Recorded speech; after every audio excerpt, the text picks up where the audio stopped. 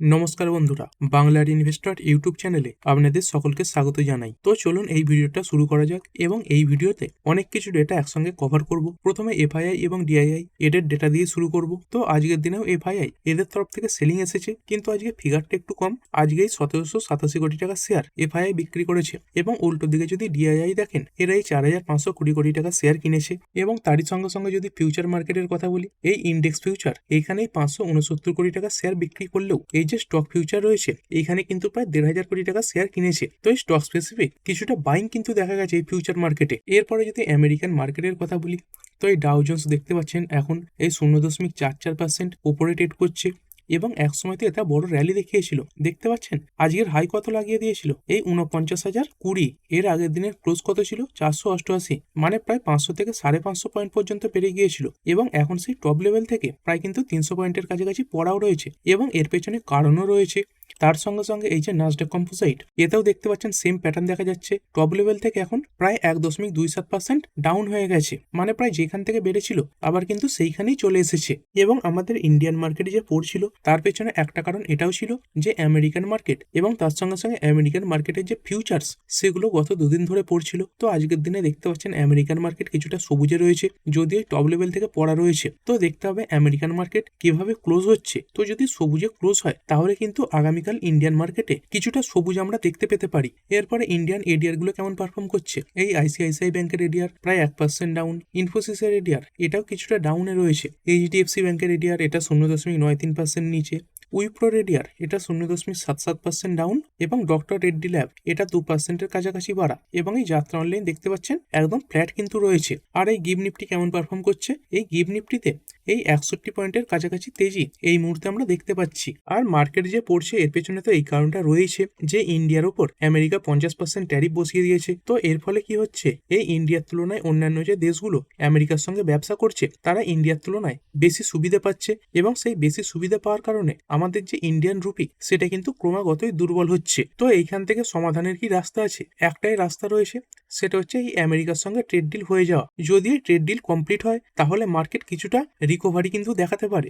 আর এই trade deal হয়ে যাওয়া মানে যে মার্কেটের জন্য একেবারে নিশ্চিন্ত হওয়া গেল সেরকমটা নয়। এই ডোনাল্ড ট্রাম্প যতদিন ক্ষমতায় থাকবে ততদিনই কিন্তু এই যে মার্কেট সেটা ভোলেটাইলি থাকবে। কারণ রিসেন্টলি আমরা দেখতে পেয়েছিলাম এই ডোনাল্ড ট্রাম্প এই 8খানা ইউরোপিয়ান কান্ট্রির ওপর ট্যারিফ লাগিয়ে দিয়েছে। তো এই দেশগুলোর সঙ্গে আমেরিকার ডিল ছিল ট্রেড ডিল, তো তারপরেও দেখতে পাচ্ছেন এই ট্যারিফ লাগিয়ে দিয়েছে। মানে ইন্ডিয়ার সঙ্গে যদি ট্রেড ডিল কমপ্লিট হয়ে যায় এমন কোনো গ্যারেন্টি নেই যে তারপর আবার ডোনাল্ড ট্রাম্প ভারতের উপর ট্যারিফ লাগাবে না। এবং এই যে 8খানা ইউরোপিয়ান কান্ট্রি এরা কিন্তু ন্যাটোর মধ্যে রয়েছে। তো ন্যাটোর মধ্যে মোট 32খানা দেশ রয়েছে এবং এদের একটা নিয়ম রয়েছে, এরা একটা গ্রুপের মতো। কোনো একটা দেশকে অ্যাটাক করা মানে এই প্রতিটা দেশের উপরেই অ্যাটাক করা এবং সেখানে প্রতিটা দেশই কিন্তু ঝাঁপিয়ে পড়বে। তো সেখানে দেখতে পাচ্ছেন এই আমেরিকা সেই ন্যাটোর অংশ হওয়ার পরেও এই ইউরোপিয়ান কান্ট্রিগুলোর উপরে ট্যারিফ কিন্তু বসিয়ে দিয়েছে। তবে এটা একটা ভালো ব্যাপার যে আমেরিকার সুপ্রিম কোর্ট সেখানে ডোনাল্ড ট্রাম্পের এই ট্যারিফের বিরুদ্ধে একটা কেসও চলছে। তো সেই রায়ের উপর সবার কিন্তু নজর থাকবে। তো কিছু রিপোর্টও সামনে আসছে। যদি কথা বলি, এই যে জাহাঙ্গীর আজিজ ইনি কিছু কথা বলেছেন। তো এই জাহাঙ্গীর আজিজ ইনি কে, দেখতে পাচ্ছেন head of engineering markets at JP Morgan. এই যে জেপি মর্গান নামে ফাইন্যান্সিয়াল ইনস্টিটিউশন রয়েছে, এই কোম্পানির এমার্জিং মার্কেটের হেড জাহাঙ্গীর আজিজ তিনি কি বলছেন, তিনি এটাই বলছেন ইউএস এর সুপ্রিম কোর্ট তারাই ট্রাম্পের ট্যারিফটাকে ইনভ্যালিড করে দিতে পারে, মানে অবৈধ বলে ঘোষণা করে দিতে পারে। এবং এরকমটা যদি হয় তাহলে এই আমেরিকাকে প্রায় 165 থেকে 170 বিলিয়ন ডলার রিফান্ড হিসাবে কিন্তু ফেরত দিতে হবে। এবং এই সুপ্রিম কোর্ট থেকে ট্রাম্পের বিরুদ্ধে এত তাড়াতাড়ি রায় আসাও সম্ভব নয়, কারণ যদি কথা বলি এই যে সুপ্রিম কোর্ট সেখানেও কিন্তু এই ডোনাল্ড ট্রাম্পের লোকও অনেক বসে আছে এবং বিশেষ করে সেই কারণেই এই কোর্ট থেকে কিন্তু রায় আসতে দেরি হচ্ছে। কারণ এই কোর্টের যে মেম্বার সেখানে অবশ্যই এই ডোনাল্ড ট্রাম্পের সাপোর্টার কিছুজন থাকবেই। তবে এখনো পর্যন্ত এরপরে কবে হিয়ারিং রয়েছে সেই নিয়ে কোনো ডেট সামনে আসেনি। এবং তারই মধ্যে আজকে ডোনাল্ড ট্রাম্প ডাভোসে স্পিচও দিয়েছেন এবং এনার স্পিচের পরেই এই আমেরিকান মার্কেটে কিন্তু র্যালি এসেছিল। তো ইনি কি বলছেন, তো এনার একটা কথাতেই মার্কেট বেড়েছে। কি কথায়, তো ডোনাল্ড ট্রাম্প তিনি এটা বলছেন তিনি এই গ্রিনল্যান্ড দখল করার জন্য কোন রকম মিলিটারি ফোর্স কিন্তু ইউজ করবেন না। এবং অনেক ইউরোপিয়ান ইউনিয়নের দেশ এটাই ভেবে চলছিল যে আমেরিকা হয়তো গ্রিনল্যান্ডের উপর অ্যাটাক করবে এবং সেই কারণে তারা ফোর্সও পাঠাচ্ছিল। তো এই ডোনাল্ড ট্রাম্পের এই বয়ানের পরেই মূলত আমেরিকান মার্কেটে তেজি ফিরেছে। তবে এই ডোনাল্ড ট্রাম্প দেখতেই পাচ্ছেন কিছুক্ষণ ছাড়া ছাড়াই কথাবার্তা পাল্টাতে থাকেন। তো এটা হয়তো তিনি বলে দিলেন এবং এরপরে হয়তো এই ইউরোপিয়ান ইউনিয়নের যে ফোর্স তারা ফিরে যাবে, তারপরে হয়তো ডোনাল্ড ট্রাম্প অ্যাটাক করতে পারেন। তো এরকম কিন্তু এর আগেও হয়েছে, মানে ডোনাল্ড ট্রাম্পের কথাবার্তার মার্কেটটার উপর কোনো রকম ভরসা কিন্তু রাখা যাবে না। তবে আজকের এই কথার পরে এই মার্কেটে মানে আমেরিকান মার্কেটে তেজি কিছু ফিরেছে। আর অন্যদিকে দেখতে পাচ্ছেন ডোনাল্ড ট্রাম্পের কথায় গ্লোবাল যে মার্কেট সেটা তো পড়ে যাচ্ছে, কিন্তু ডোনাল্ড ট্রাম্প কোনোভাবে এই যে আমেরিকান মার্কেট সেটাকে বাঁচিয়েও নিচ্ছে। এবং গতকাল যে আমেরিকান মার্কেট পড়েছিল, যদি গতকালের কথা বলি, একটা শার্প পতন এসেছিল। তো ডোনাল্ড ট্রাম্প এটাই বলছে, মার্কেট যে পড়েছে একদিন দুদিন এই নিয়ে কোনো চিন্তার ব্যাপার নেই, মার্কেটের যে ইকোনমি সেটাকে তিনি স্ট্রং পর্যায়ে নিয়ে যাবেন। আর এই দাভোসে তিনি অনেক কিছু কথাবার্তা বলেছেন, এই গ্রিনল্যান্ড নিয়ে, তার সঙ্গে সঙ্গে এই ইকোনমি নিয়ে, তার সঙ্গে সঙ্গে গ্রিন এনার্জি নিয়ে। তো সেরকমই যদি কিছু হাইলাইটস দেখি, তো ডোনাল্ড ট্রাম্প দেখতে পাচ্ছেন তিনি কিন্তু একটা ফিক্স অ্যামাউন্ট দিয়ে দিয়েছেন যে তিনি এই গ্রিনল্যান্ড এটাকে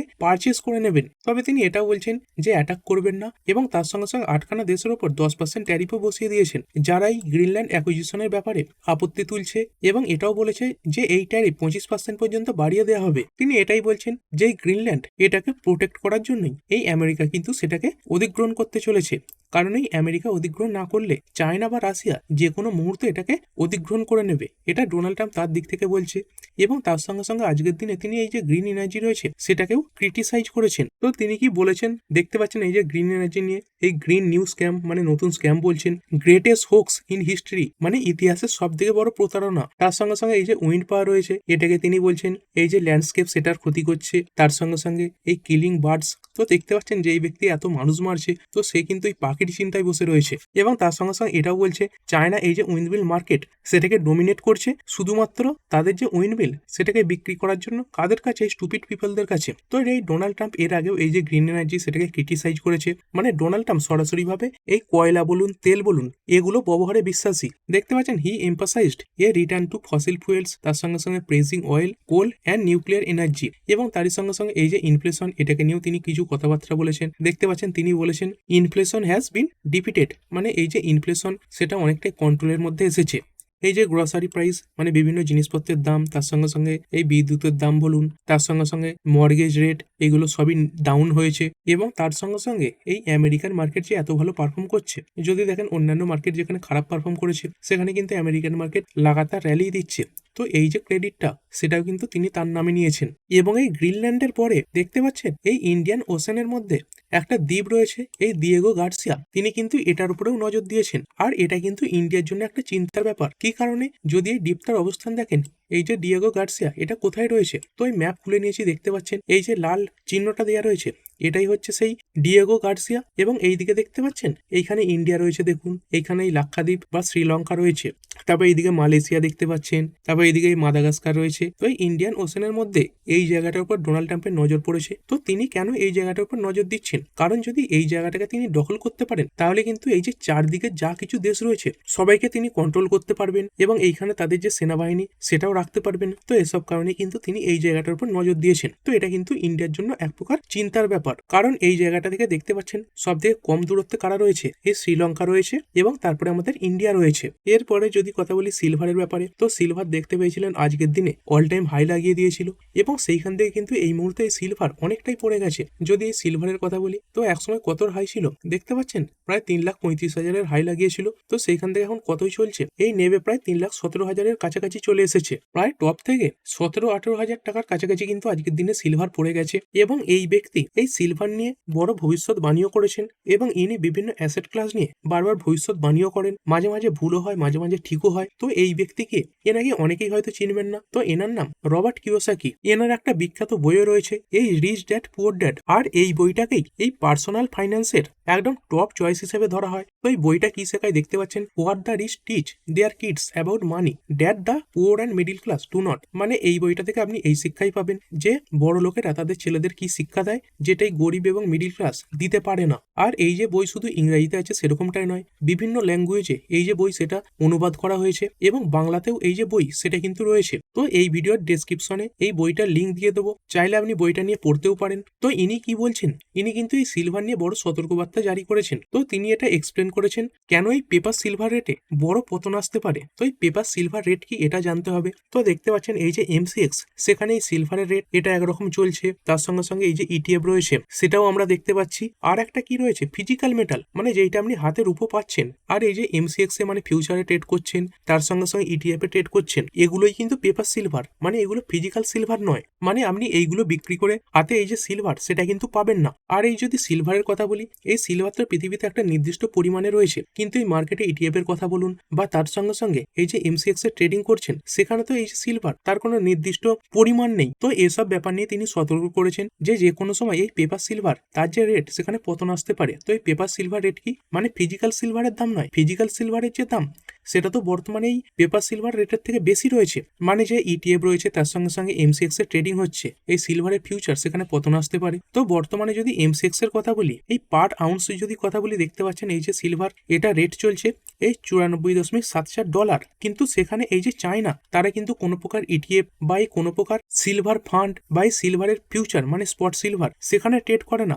তারা কিন্তু এই $10 অতিরিক্ত দিয়ে এই যে সিলভার সেটা কিন্তু কিনে নিচ্ছে, মানে স্পট প্রাইসের থেকেও 10% বেশি প্রিমিয়ামে এই চায়না তারা এই সিলভার বাই করছে। মানে বেশিরভাগ সিলভার সেটা কিন্তু চায়নার কাছেই চলে যাচ্ছে। এবং তার সঙ্গে সঙ্গে এই সিলভার প্রোডাকশনের দিক থেকে এই চায়না এরা কিন্তু একদম টপ লিস্টে রয়েছে। এবং তার সঙ্গে সঙ্গে তারা এই যে সাপ্লাই সেটাকেও টাইট করে দিয়েছে। তিনি এটাই বলছেন, যখন এই ফিজিক্যাল মার্কেটে সিলভার এবং তার সঙ্গে সঙ্গে এই পেপার মার্কেটে সিলভারের প্রাইস আলাদা হয়, তখন কিন্তু সেই যে অ্যাডজাস্টমেন্ট সেটা স্মুথ হয় না, মানে বড় পতন আসার সম্ভাবনা কিন্তু থাকে। তো তিনি এই যে ওয়েস্টার্ন সিস্টেম সেটার উপরে প্রশ্ন তুলেছেন, এই পেপার কন্ট্রাক্ট মানে এই যে ফিউচারে কেনাকাটা, তার সঙ্গে সঙ্গে এই ইটিএফ, তার সঙ্গে সঙ্গে ক্যাশ সেটেলমেন্ট, এই মিনিমাল ফিজিক্যাল ডেলিভারি, তো তিনি কোন দিকে যেতে বলছেন, এই ফিজিক্যাল মেটাল পারচেজ, তার সঙ্গে সঙ্গে বার্স এবং ইনভেন্টরি ফোকাস, আর এই সেটেলমেন্ট কিরকম হওয়া দরকার, অ্যাকচুয়াল মেটাল ডেলিভারি রিকোয়ার্ড, মানে আপনি যে টাকাটা দিচ্ছেন তার পরিবর্তে আপনার হাতে যেন এই ফিজিক্যাল সিলভার সেটা আসে। তো এনার রিপোর্টের পরেই দেখতে পাচ্ছেন এই যে সিলভার সেখানে পতন এসেছে। এবং তারই সঙ্গে সঙ্গে যদি গোল্ডের কথা বলি, গোল্ডও একসময় দেখতে পাচ্ছেন 1,58,000-এর উপরে উঠে গিয়েছিল, তো সেইখান থেকে কিন্তু প্রায় 6,000 টাকার কাছাকাছি নিচে পড়ে গেছে। এরপরে চলুন কিছু কোম্পানির Q3 নাম্বার দেখে নিই। তো অনেক কোম্পানির নাম্বার দেখবো, ভেতরে ঢুকে ডিটেলস সেটা তো পড়া সম্ভব হবে না, শুধু এই রেভিনিউ প্রফিট এইগুলো একটু একটু করে দেখে নেবো। তো প্রথম যে কোম্পানি সেটা হচ্ছে ওএফএসএস বা ওরাকল ফাইন্যান্সিয়াল সার্ভিস সফটওয়্যার, এটাই আইটি সেক্টর থেকে বিলং করে। কেমন এলো নাম্বার, কোম্পানির সেলস এই দেখতে পাচ্ছেন ইয়ারলি 1715 কোটি, কোয়ার্টারলি 1789 কোটি, এবং এই দুটোর তুলনায় বেড়ে হয়েছে 1966 কোটি। তো সেলস খুব ভালো বেড়েছে। এবং এই নেট প্রফিট এটাও দেখতে পাচ্ছেন ইয়ারলি এবং তার সঙ্গে সঙ্গে কোয়ার্টারলি দুটো জায়গাতেই বাড়া। তো কোম্পানির যে নাম্বার সেটা ভালোর দিকেই এসেছে বলবো। তারপরে পিএনবি হাউসিং ফাইন্যান্স লিমিটেড, কেমন এলো নাম্বার, এইখানে যদি কোম্পানির সেলস এর কথা বলি, এই সেলস ইয়ার অন ইয়ার কিছুটা আপ, কিন্তু কোয়ার্টারলি সামান্য ডাউন। তবে নেট প্রফিট এটাও ইয়ারলি বেড়েছে 471 কোটি থেকে বেড়ে 521 কোটি, এবং কোয়ার্টারলি ডাউন হয়েছে। এবং তারই সঙ্গে সঙ্গে এই রিটেল ডিসবার্সমেন্ট এটাও স্ট্রং হয়েছে, মানে রিটেল সেক্টরে কোম্পানির লোন দেওয়ার যে পরিমাণ সেটা বেড়েছে। তার সঙ্গে সঙ্গে কোম্পানির যে অ্যাসেট কোয়ালিটি সেটাও স্টেবল হয়েছে। তো ওভারঅল এই কোম্পানির নাম্বারও ভালো এসেছে। তারপরে এই ওয়ারে এনার্জিস লিমিটেড, কেমন এলো কোম্পানির নাম্বার, যদি কোম্পানির নাম্বারের কথা বলি, এই সেলস দেখতে পাচ্ছেন ইয়ারলি প্রায় ডবল হয়েছে 3,457 কোটি থেকে বেড়ে 7,565 কোটি, কোয়ার্টারলিও বেশি। এবিটা এটাও বেড়েছে 722 থেকে বেড়ে 1928, কোয়ার্টারলিও বেশি এসেছে। এবং এই নেট প্রফিট এটাই 507 কোটি থেকে বেড়ে হয়েছে 1107 কোটি, এর আগের কোয়ার্টারের কথা ছিল 878 কোটি। তো এখানেও কোম্পানির নাম্বার কিন্তু খুবই স্ট্রং। তবে বর্তমানে দেখতে পাচ্ছেন কোম্পানিগুলো স্ট্রং নাম্বার পোস্ট করলেও মার্কেটের প্রেসারে পড়ে যাচ্ছে। তো কোম্পানির নাম্বার ভালো, কিন্তু কেমন পারফরমেন্স দেখায় সেটা কিন্তু দেখতে হবে। তারপরে এই অন্ধ্রাজ লিমিটেড কোম্পানিটা মূলত রিয়েল এস্টেট সেগমেন্টে কাজ করে, তবে বেশিরভাগ ফোকাস এখন দিচ্ছে এই ডেটা সেন্টার তৈরির দিকে। কেমন নাম্বার পেশ করেছে, কোম্পানির সেলস 535 কোটি থেকে বেড়ে 642 কোটি, কোয়ার্টারলিও বেশি। এবিটা এটাও দেখতে পাচ্ছেন ইয়ারলি কোয়ার্টারলি বাড়া। এবং যদি নেট প্রফিটের কথা বলি, 110 কোটি নেট প্রফিট বেড়ে হয়েছে 144 কোটি, এটাও কোয়ার্টারলি বেড়েছে। তো এখানেও কোম্পানির যে নাম্বার সেটা কিন্তু ভালোই এসেছে। তারপরে কোম্পানি গ্র্যাভিটা ইন্ডিয়া লিমিটেড, এইখানে কোম্পানির সেলস একদম সামান্য বেড়েছে, এই 996 কোটি থেকে 2% বেড়ে হয়েছে 1017 কোটি, কোয়ার্টারলি ডাউন। তবে এবিটা ইয়ারলি এবং কোয়ার্টারলি দুটো জায়গাতেই বেড়েছে। নেট প্রফিট ইয়ারলি 25% বাড়া, 78 কোটি থেকে বেড়ে 97.5 কোটি, এবং এর আগের কোয়ার্টারে ছিল 96 কোটি, কোয়ার্টারলিও সামান্য ইমপ্রুভমেন্ট দেখা গেছে। তারপরে কোম্পানি তাদবা চিন্তন ফার্মা কেম লিমিটেড, কেমন এলো কোম্পানির নাম্বার, তো খুবই স্ট্রং নাম্বার দেখাচ্ছে। এই সেলস 53% বাড়া ইয়ার অন ইয়ার, কোয়ার্টারলিও বেশি। এবিটা এটাও বেড়েছে, এই 7 থেকে বেড়ে হয়েছে 25.5 কোটি। এবং যদি নেট প্রফিটের কথা বলি, তো এই 14 লাখের নেট প্রফিট বেড়ে হয়েছে 15.2 কোটি, এবং এর আগের কোয়ার্টারে কোম্পানির নেট প্রফিট কত ছিল, এই 10 কোটির কাছাকাছি। তো ইয়ারলি খুব ভালো জাম্প দেখা গেছে, এবং কোয়ার্টারলিও যদি দেখেন তাহলে কিন্তু কোম্পানির যে নেট প্রফিট সেটা 50% এর কাছাকাছি বেড়েছে। তারপরে কেইআই ইন্ডাস্ট্রিজ লিমিটেড, কেমন এসেছে কোম্পানির নাম্বার, এইখানেও কোম্পানির নাম্বার ভালো। সেলস 2472 কোটি থেকে বেড়ে 2955 কোটি, এটাও কোয়ার্টারলি বেশি। এবিটা 246 থেকে বেড়ে 320, এটাও কোয়ার্টারলি বেড়েছে। এবং এই নেট প্রফিট 165 কোটি থেকে বেড়েছে 235 কোটি। আগের কোয়ার্টারে কত ছিল? 204 কোটি। তো এখানেও প্রতিটা দিক থেকেই কোম্পানির নাম্বার ভালো এসেছে। তারপরে এই হিন্দুস্তান পেট্রোকেম কর্প লিমিটেড, এইখানেও যদি কোম্পানির নাম্বার দেখেন ভালোই লাগছে। সেলস 1,10,608 থেকে বেড়ে 1,15,153। এই রেভিনিউ 4% জাম দেখা গেছে, কোয়ার্টারলিও বেশি। এবিটা এটাও ইয়ারলি এবং কোয়ার্টারলি বেশি। এবং যদি নেট প্রফিটের কথা বলি, 2544 কোটির নেট প্রফিট বেড়ে হয়েছে 4,011 কোটি, যেটা কোয়ার্টারলিও বাড়া। তারপরে ডক্টর রেড্ডি ল্যাব কেমন এলো নাম্বার কোম্পানির? এইখানে কিন্তু নাম্বার খারাপ। এই সেলস 4% বেড়েছে, 8,381 কোটি থেকে বেড়ে 8,753 কোটি, কোয়ার্টারলি ডাউন। তারপরে এবিটা ইয়ারলি বেসিসেই বলুন বা কোয়ার্টারলি বেসিসেই, দুটো জায়গাতেই পড়া। এবং এই নেট প্রফিট এটাও ইয়ারলি কোয়ার্টারলি ডাউন, 1,404 কোটি থেকে পড়েছে 1,190 কোটি। এর আগের কোয়ার্টারে ছিল 1,337 কোটি। তো এতগুলো কোম্পানির নাম্বারের মধ্যে এই কোম্পানির নাম্বার একটু খারাপের দিকেই এসেছে। তারপরে ইটারনাল লিমিটেড তো আজকে মার্কেটে 5%-এর কাছাকাছি বেড়েছে, তবে মার্কেট বন্ধের পরে কোম্পানির যে নাম্বার সেটা সামনে এসেছে এবং এই নাম্বারও ভালোর দিকে। কোম্পানির সেলস 5,405 কোটি থেকে বেড়েছে 16,315 কোটি, তো খুবই স্ট্রং। কোয়ার্টারলিও বেশি। তারপরে এবিটা 162 কোটি থেকে বেড়ে 368 কোটি, এটাও কোয়ার্টারলি বেশি এসেছে। এবং এই নেট প্রফিট 59 কোটি থেকে বেড়ে হয়েছে 102 কোটি, এখানে 73% জাম দেখা যাচ্ছে। এবং কোয়ার্টারলি কত? কোয়ার্টারলি ওই 65 কোটি থেকে বেড়ে 102 কোটি। এখানে কোম্পানির নাম্বার তো খুবই স্ট্রং। তো এরকম নাম্বারে আগামীকাল অবশ্যই কোম্পানিটা ভালো পারফর্ম করতো, কিন্তু তার সঙ্গে সঙ্গে কোম্পানিতে ম্যানেজমেন্ট রিলেটেড কিছু চেঞ্জ হয়েছে। তো যদি কথা বলি এই দীপিন্দর গোয়াল, এনাকে অনেকেই চেনেন। তো এই ব্যক্তি হচ্ছেন এই দীপিন্দর গোয়াল, ইনি এই জোম্যাটোর ফাউন্ডার। তো দেখতে পাচ্ছেন তিনি কোম্পানির এই যে সিইও, এই পদ থেকে রিজাইন দিয়ে দিয়েছেন, যেটাই 1 ফেব্রুয়ারি থেকে লাগু হয়ে যাবে। এবং তার জায়গায় কোন ব্যক্তি এই সিইও পদ সামলাবেন? এই আলবিন্দার ধিনসা, তিনি এই পদ সামলাবেন। এবং এই ইটারনাল এই কোম্পানির মধ্যে যে একটা ব্লিঙ্কিট নামে ব্যবসা রয়েছে, তো এই আলবিন্দার ধিনসা তিনি কিন্তু সেই ব্লিঙ্কিট কোম্পানির সিইও ছিলেন। তো এমনটা নয় যে এই ব্যক্তির এক্সপিরিয়েন্স নেই, মানে একজন এক্সপিরিয়েন্সড ব্যক্তি এই সিইও পদে কিন্তু বসছেন। এবং এই মানি কন্ট্রোল তারা এটা রিপোর্ট করেছে যে দীপিন্দর গোয়াল তিনি অন্যান্য কিছু বিজনেসের জন্য এই টাকা তুলছেন। দেখতে পাচ্ছেন such as temple and also leading rounds in space tech company pixel and more, মানে অন্যান্য নতুন ব্যবসায় তিনি কিন্তু ইন্টারেস্ট দেখাচ্ছেন। তিনি এই কোম্পানিতেই থাকবেন এই ভাইস চেয়ারম্যান হিসাবে। এবং এই দীপিন্দর গোয়াল তিনি কি বলছেন যে তিনি নিজে এখন অন্যান্য বিজনেসের দিকে ধ্যান দিচ্ছেন, যেগুলো একটু রিস্কি হয়ে যাবে। এবং এই বিজনেসগুলো হচ্ছে এক্সপেরিমেন্টাল, এবং এরকম লিস্টেড কোম্পানির বাইরে থেকেই সেগুলোর উপর এক্সপেরিমেন্ট করা ভালো হবে। এবং যে জিনিসগুলো নিয়ে এই দীপিন্দর গোয়াল যে এক্সপেরিমেন্ট করছেন, সেই ব্যবসাগুলো কিন্তু এই যে জোম্যাটোর ব্যবসা বা ইটারনালের ব্যবসা তার সঙ্গে খাপ খায় না। এবং সেই কারণেই তিনি এই কোম্পানির সিইও পদ থেকে সরে গিয়ে সেই ব্যবসাগুলোর উপর ফোকাস করছেন। তো এর আগে দীপিন্দর গোয়ালজি তিনি এই $50 মিলিয়ন ফান্ড রেজ করেছেন। কিসের জন্য? For temple. তো এটা কি দেখতে পাচ্ছেন এই ওয়ারেবল স্টার্টআপ, এবং তার সঙ্গে সঙ্গে এই স্পেস টেকনোলজিতেও তিনি কিন্তু ইনভেস্ট করেছেন। তো দেখাই যাক, কোম্পানির নাম্বার তো ভালো এসেছে, কিন্তু এই দীপিন্দর গোয়াল যিনি এই কোম্পানিটাকে এত বড় করেছেন, প্রায় 18 বছর তিনি এই কোম্পানিকে নেতৃত্ব দিয়েছেন। তো এনার এই পদত্যাগে কোম্পানিতে কোনো নেগেটিভ রিয়াকশন দেখা যায় কিনা? তবে এরকমটা নয় যে কোম্পানিটা ডুবে যাবে। যে ব্যক্তি বসছেন এনারও কিন্তু প্রচুর অভিজ্ঞতা রয়েছে, এবং বিশেষ করে এই আলবিন্দার ধিনসা তিনি যে ব্যবসাটা সামলেছেন এই ব্লিঙ্কিট, সেই ব্লিঙ্কিটের ব্যবসাটাই কিন্তু এই যে ইটারনালের শেয়ার বলুন বা জোম্যাটোর শেয়ার বলুন, সেখানে বড় রিকভারি এনেছিল। মানে কোম্পানির ব্যবসা কিন্তু এই ব্লিঙ্কিট সেটাই ভালো জায়গায় নিয়ে গেছে। তারপরে এই আদানি গ্রুপের ব্যাপারে কিছু খবর সামনে আসছে। তো যদি কথা বলি, আদানি গ্রুপ এই মহারাষ্ট্রের জন্য প্রায় $66 বিলিয়ন ইনভেস্টমেন্ট করতে চলেছে, যেটাই আদানি গ্রুপের তরফ থেকে সামনে এসেছে। তারপরে যদি কথা বলি আইডিবিআই ব্যাংক, তো এখানে কোম্পানির প্রমোটার কারা? এটা গভর্নমেন্ট কোম্পানি, মানে গভর্নমেন্ট অফ ইন্ডিয়াই এর প্রমোটার রয়েছে। এবং সেই যে স্টেক সেটা তো আস্তে আস্তে ডাইলুটও করতে হবে। তো সেই ব্যাপারে এই কোম্পানি ইনভেস্টরও কিন্তু খুঁজছে। তো দেখতে পাচ্ছেন government invites formal bids for IDBI bank disinvestment process. তারপরে যদি কথা বলি এভিয়েশন সেক্টর, এটা নিয়ে এই বাজেটে বড় ঘোষণা আসতে পারে।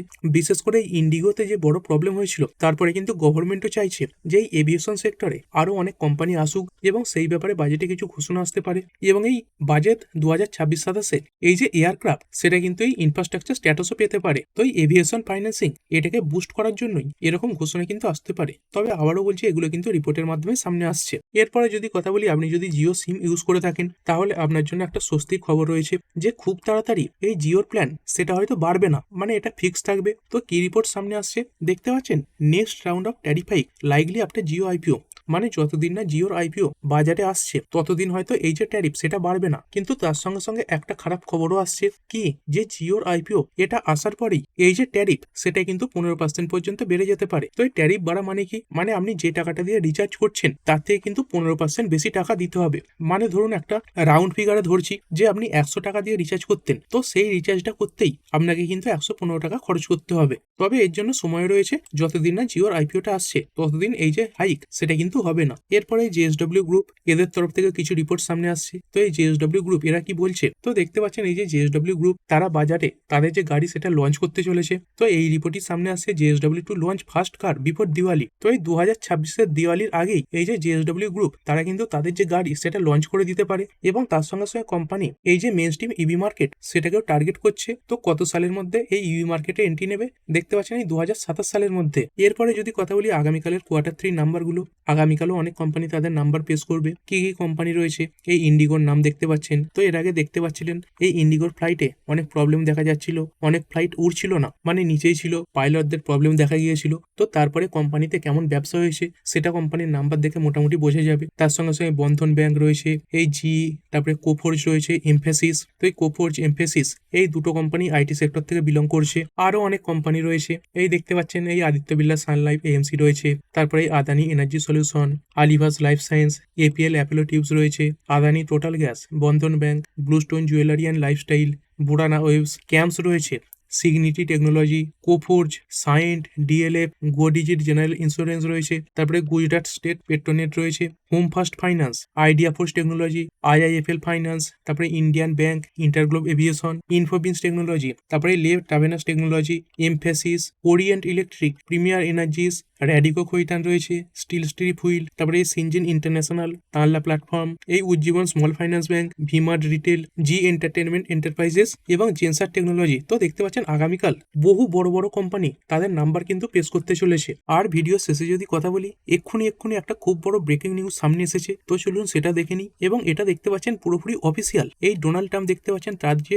ট্রুথ সোশ্যাল মিডিয়া রয়েছে সেখান থেকে পোস্ট করেছেন। তো তিনি এটাই বলেছেন, এই ন্যাটোর যে সেক্রেটারি জেনারেল রয়েছে তার সঙ্গে একটা প্রোডাক্টিভ মিটিং হয়েছে এই মার্ক রেটের সঙ্গে। তো পরবর্তীকালে গ্রিনল্যান্ড সেইটার ব্যাপারে ডিলের জন্য একটা ফ্রেমওয়ার্কও তৈরি করা হয়েছে। এবং এর মধ্যে সব থেকে বড় যে নিউজ সেটা কি দেখতে পাচ্ছেন, ডোনাল্ড ট্রাম্প বলেছেন, I will not be imposing the tariff that were scheduled to go into effect on February 1st। তো তিনি যে এই 8খানা ইউরোপিয়ান কান্ট্রিকে হুমকি দিয়েছিলেন যে এই ফেব্রুয়ারির 1 তারিখ থেকে 10% ট্যারিফ লাগু হয়ে যাবে, তো তিনি সেই যে কথা সেটা কিন্তু আবার ফিরিয়ে নিচ্ছেন। মানে এই 1 তারিখ থেকে তিনি কিন্তু এই যে ট্যারিফ সেটা বসাচ্ছেন না। তো এটা কিন্তু মার্কেটের জন্য যথেষ্ট পজিটিভ একটা ব্যাপার, কারণ এই খবরের পরে দেখতে পাচ্ছিলাম গ্লোবাল মার্কেট, তার সঙ্গে সঙ্গে এই আমেরিকান মার্কেট, তারপরে বিভিন্ন যে ইউরোপিয়ান মার্কেট রয়েছে সবেতে বড় বড় পতন দেখা গিয়েছিল। তো এই খবরটাই আগামীকালের জন্য কিন্তু সব থেকে বড় ব্রেকিং নিউজ হতে চলেছে, এবং এই খবরে আগামীকাল মার্কেটে একটা বড় রিকভারি আসার সম্ভাবনাও কিন্তু দেখা যাচ্ছে। তো এর সঙ্গে তিনি আরো অনেক কিছু কথা বলেছেন,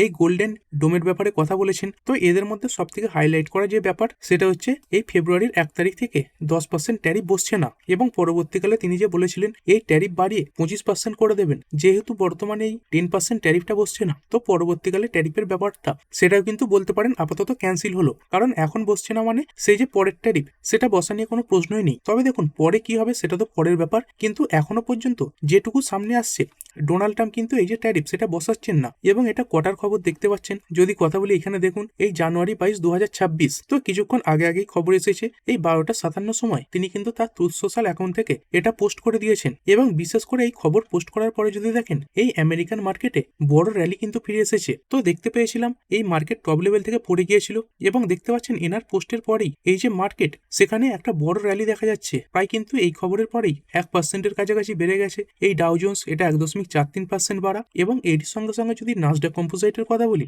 এই নাসডাক কম্পোজিট কেমন পারফর্ম করছে, এই নাসডাক কম্পোজিটেও দেখতে পাচ্ছেন এই সময়ের পর থেকেই প্রায় কিন্তু 1.5%-এর কাছাকাছি একটা খুব ভালো র্যালি আমরা দেখতে পাচ্ছি। তো ঠিক আছে বন্ধুরা, আশা করছি ভিডিওটা আপনাদের ভালো লেগেছে। আপনি চাইলে এটাকে লাইক এবং শেয়ার করতে পারেন। আর শেয়ার মার্কেট সংক্রান্ত ডেইলি নিউজ আপডেট পেতে চ্যানেলটা সাবস্ক্রাইব করে রাখবেন এবং পাশে থাকা বেল আইকনটি টিপে অল অবশ্যই সিলেক্ট করে রাখবেন, যাতে পরবর্তী ভিডিওর নোটিফিকেশন আপনার কাছে সময় মতো পৌঁছে যায়। আর হ্যাঁ, ভিডিওটি শুধুমাত্র ইনফরমেশন এবং এডুকেশনাল পারপাসের জন্য বানানো হয়েছে। আমি সেবি রেজিস্টার্ড নই, তাই কোনো প্রকার শেয়ারে কোনো প্রকার বাই, সেল, হোল্ড বা অ্যাভারেজ করার কোনো সিদ্ধান্ত নেওয়ার আগে আপনার যে ফাইন্যান্সিয়াল অ্যাডভাইজার আছে তার সঙ্গে অবশ্যই আলোচনা করবেন। দেখা হচ্ছে পরের ভিডিওতে। ধন্যবাদ।